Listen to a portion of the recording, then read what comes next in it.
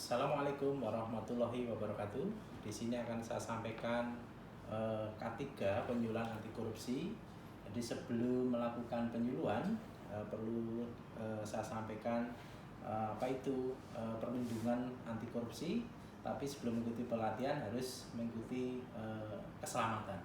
Karena kita masih di era COVID, maka perlunya mengantisipasi terjadinya COVID, bahwa kita harus memakai masker, menjaga jarak, itu adalah suatu kewajiban.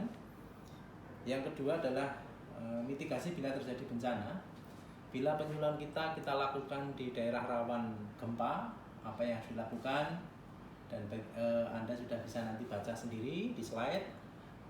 Bila daerah kita rawan gunung berapi seperti kita di Boyolali, dekat gunung berapi, maka harus ada Anda perhatikan tanda-tanda untuk melakukan mitigasi bencana. Dan ketika kita penyuluhan di pantai yang potensi terhadap tsunami, kita harus kenali tanda-tanda dan harus bisa melakukan mitigasi bencana. Inilah mitigasi bencana yang bisa kita lakukan untuk melakukan agar penyuluhan dapat berjalan dengan lancar. Selanjutnya, saya sampaikan materi pokok dasar tentang penyuluhan anti korupsi. Di sini ada beberapa materi utama yang perlu saya sampaikan. Yang pertama adalah pendahuluan, permasalahan korupsi, pembangunan integritas, dan langkah strategis. Bahwa korupsi, indeks persepsi korupsi kita di Indonesia itu dibandingkan dengan negara-negara yang lain, rankingnya rendah. Itu bukan berarti kita prestasinya baik, tetapi ranking rendah menunjukkan bahwa kita indeks persepsi korupsi kita masih masih buruk. Bahwa kita juga mengalami kenaikan indeks prestasi ini berarti kita juga nilainya semakin tidak baik. Inilah persepsi korupsi di Indonesia.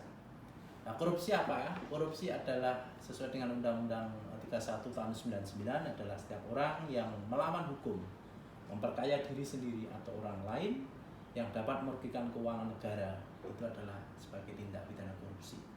Bentuknya macam-macam, ada merugikan keuangan negara, konflik of kepentingan, suap, gratifikasi, pemerasan, itu adalah salah satu bentuk dari korupsi.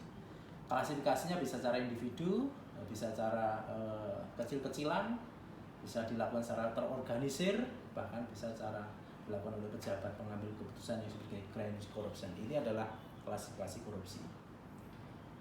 Teori yang menyatakan penyebab korupsi saya ungkapkan 3 teori. Teorinya Jack Bologna, bahwa korupsi itu ada karena greed, serakah, karena kesempatan, niat, dan karena untuk berpamer.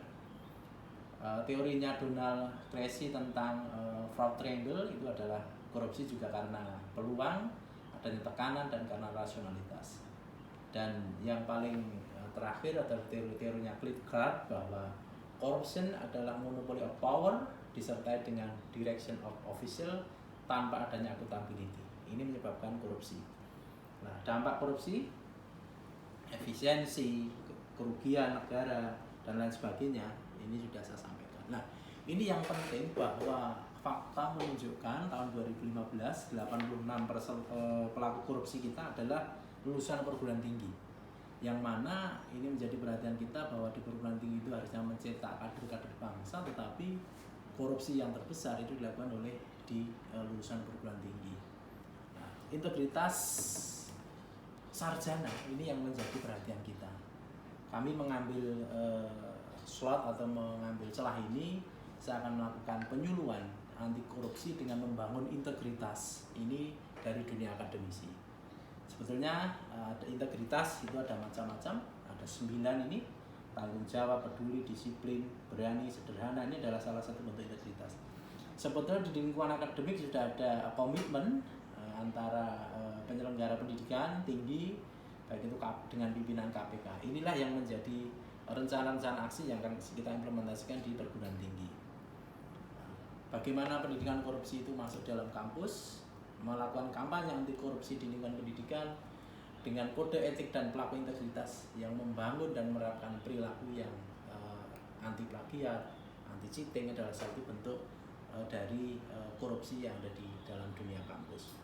Festival Akademik Anti Korupsi 2018 ini juga salah satu momen yang mana bisa menjadi semangat perguruan-perguruan tinggi untuk menciptakan budaya anti korupsi di Indonesia. Dan sekali lagi bahwa kolaborasi bersama akademisi perguruan tinggi dalam memberantas korupsi adalah penting. Ini adalah paparan saya.